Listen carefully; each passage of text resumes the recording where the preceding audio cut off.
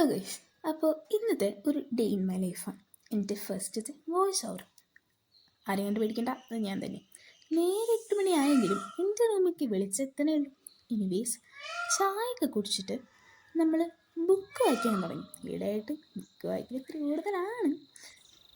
പിന്നെ ഈ ഒരു പൂ കണ്ടോ, ഇത് ഇന്നലെ രാത്രി നല്ല വൈറ്റ് കളറായിട്ടാട്ടോ വിരിഞ്ഞത്. പക്ഷേ ഇന്ന് രാവിലേക്ക് ഈ ഒരു കളറായിരുന്നു. വൈറ്റ് ആയിരുന്നു കുറച്ചുകൂടി രസം, പക്ഷേ ഇതും ഓക്കെയാണ്. പിന്നെ കുളിച്ച് മാറിയിട്ട് നമ്മൾ റോട്ടിൽ പോകാൻ വേണ്ടി റെഡിയായി. കുളിക്കലൊക്കെ ഉണ്ട് കേട്ടോ, ഞാൻ നല്ല കുട്ടിയാണ്. ആ പൂവില്ല ആ ഡ്രസ്സ് കാണാൻ കുറച്ചുകൂടി നന്നായിരുന്നു അല്ലേ ഗൈസ്. പിന്നെ ഒന്ന് പച്ചക്കറി കടയ്ക്കൊക്കെ പോയി കുറേ സാധനം വാങ്ങി. പിന്നെ വില്ലേജിലേക്കും പോയായിരുന്നു. ഞാൻ സത്യത്തിൽ ആദ്യമായിട്ടാണ് വില്ലേജിൽ പോണത്.